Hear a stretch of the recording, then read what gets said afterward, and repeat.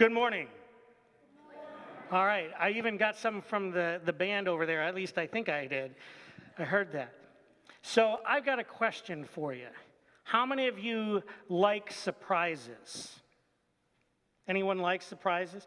When was 10 days ago, 11 days ago, there was a holiday that we kind of celebrated where there were the chance for surprises, of being scared or surprised. Remember that?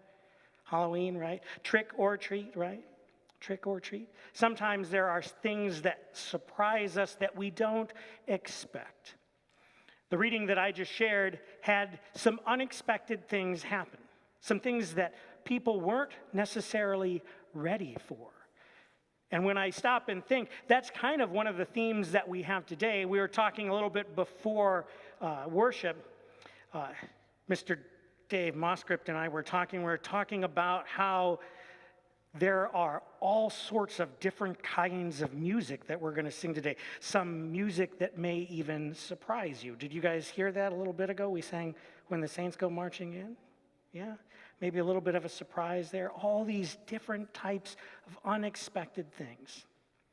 Well, this woman, she goes up and she's getting ready to make an offering. And she goes and she takes out her wallet in this story that Jesus shares.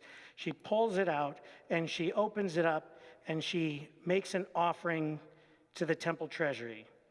She puts in, what is that though? What is it? Money. She puts the money, but if she puts the money in the offering, and the offering plates will be up there, what does she have left? What does she have left? She has nothing left. And Jesus, seeing this, says that she has given more than anyone else. Now, here's the thing. I bet that if you look at things at home, in your piggy banks, what you have, you probably have more than $2. But are there people here that have more in their piggy banks than you do? What do you think? Probably a pretty safe bet. But somehow, Jesus is saying she gave more than everyone else did. That's kind of surprising, don't you think? What is Jesus meaning? What do you think? Say that she was the only one that gave everything she had? Is that what you mean? Yeah. She was the only one that gave everything she had. And the people listening and watching hopefully heard what Jesus is saying, that it's important to give all that we can, all that we have, even our very selves, to God. When I think about what's important to us as a community to do, what's important, one of the things that I say, it's important that we come to worship together.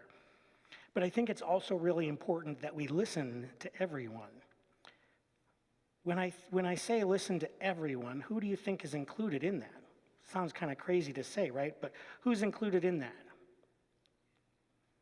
Everyone, including you. So here's my question for you, but really for everyone today. What's the most important thing about church? What do you think? What do you think? What's the most important thing about church? Any? Go ahead. Learning about Jesus and God? Great.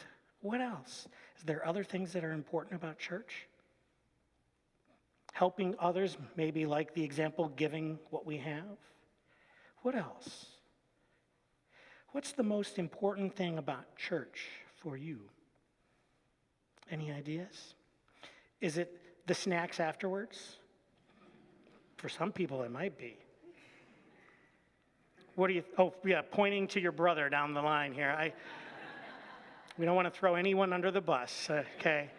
What's the most important thing about church? I think one of the most important things about church is we come to listen and learn about God. We also come to worship together. We come to share what we have. This week, I'd like all of us to think about what's the most important thing about church. And then how do we give, like that woman did, ourselves to those important things?